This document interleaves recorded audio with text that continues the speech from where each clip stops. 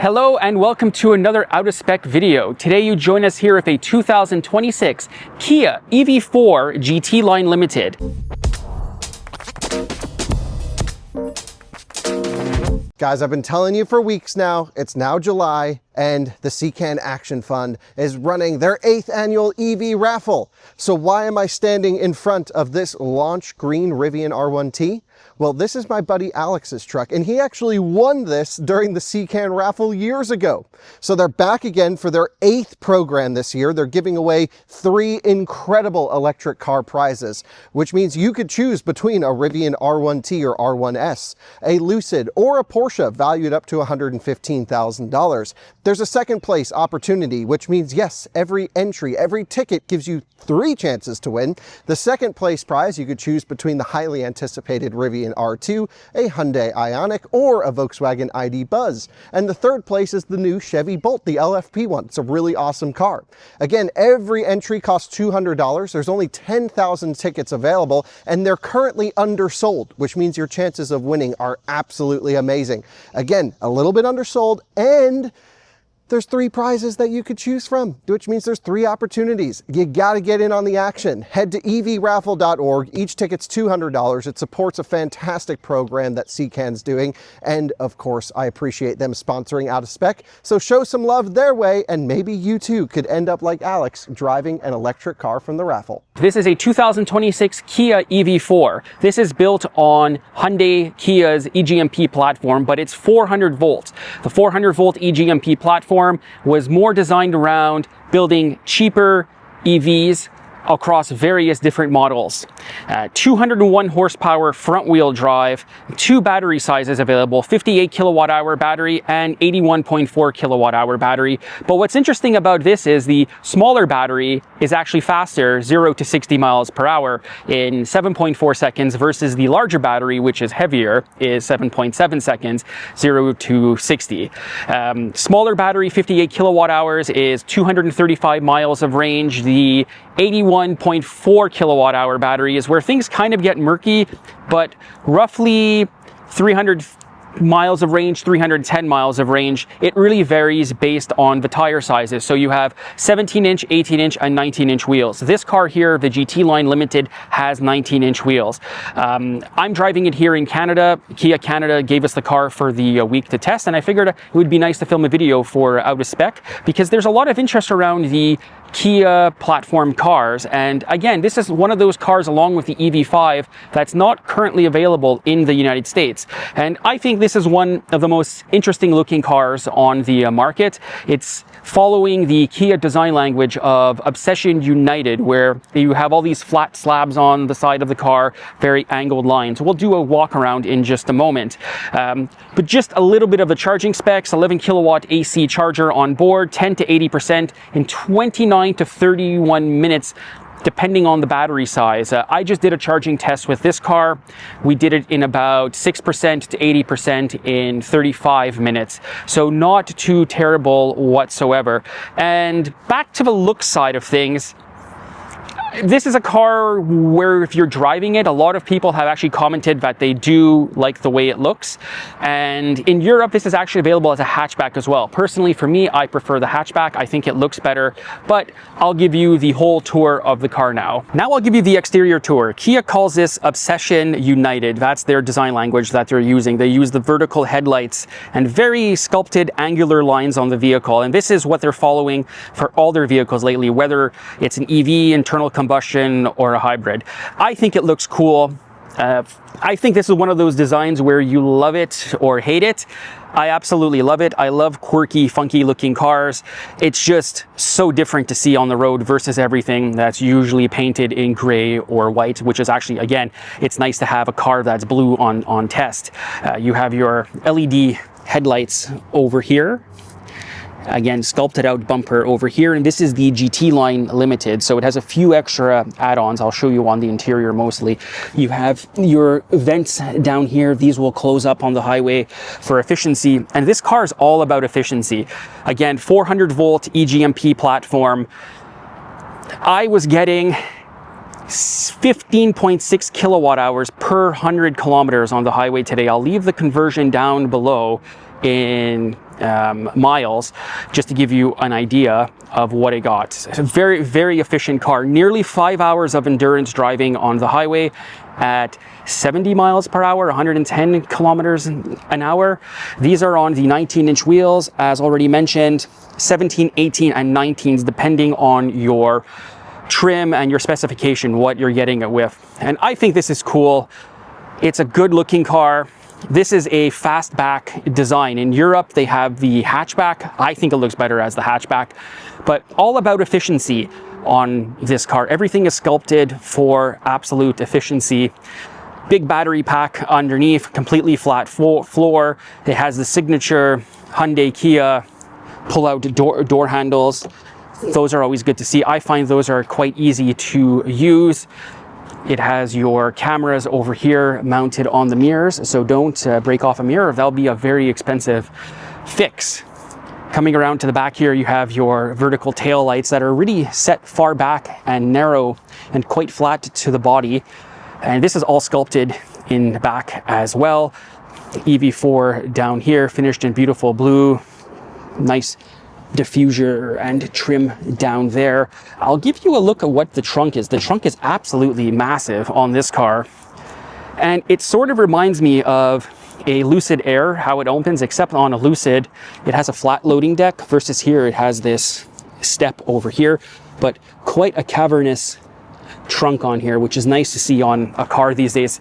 And actually it's nice just to be driving a car in general, because the last 6 weeks I've been driving SUVs, so it's nice to get back into a sedan, although this is a quite large sedan.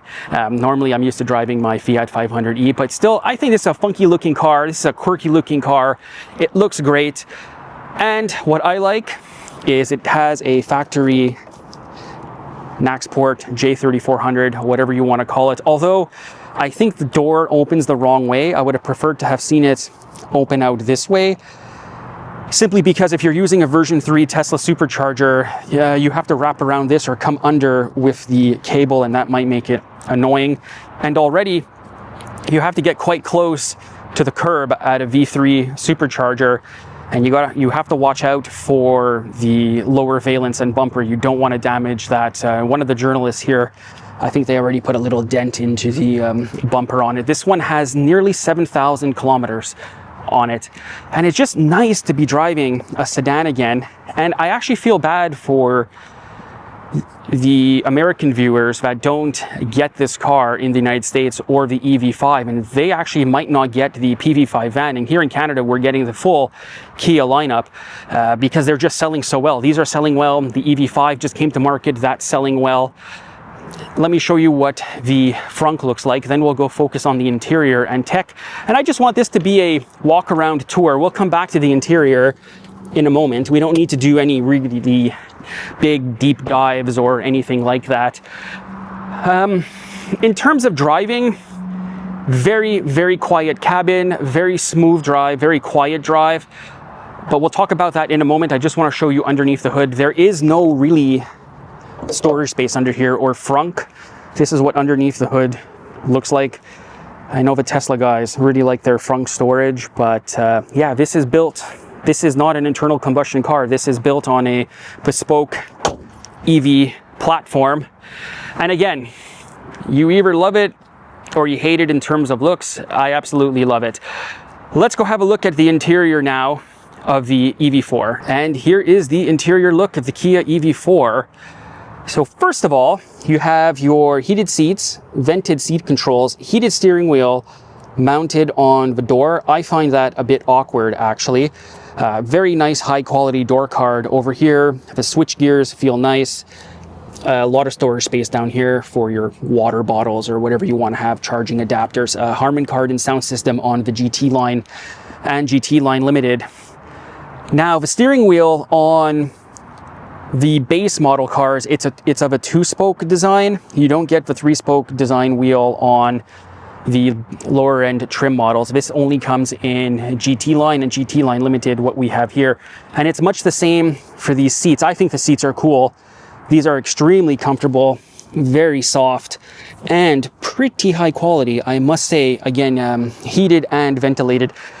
I actually really appreciated ventilated seats today. It was quite hot outside. I'll just jump behind here before we do the tech tour. And again, perfectly flat floor. You have your aluminum wrapped pedals down there, including the dead pedal. A lot of USB-C over here, and this will do data plus charging or just charging, 12 volt, 180 watts. And it does have vehicle to load. We'll cover that in a moment. Steering wheel is nice. All your driving assist buttons are here. Your infotainment buttons are here. Your drive mode select is here. You have a couple more buttons down here. And as usual on the EGMP cars, this part actually drives me nuts. The on-off switch and the drive select button drives me absolutely crazy. You have traditional physical buttons here as well for your HVAC. We'll go over the tech in a moment once we finish the interior tour. Again, on this side, you have your mood lighting, bathing the interior in an elegant glow. Probably one of the best wireless chargers I've used in a car. I could take my phone out of my pocket right now, and because it's an iPhone, it has the bump, but this one here actually sits flat and it won't fly around the car.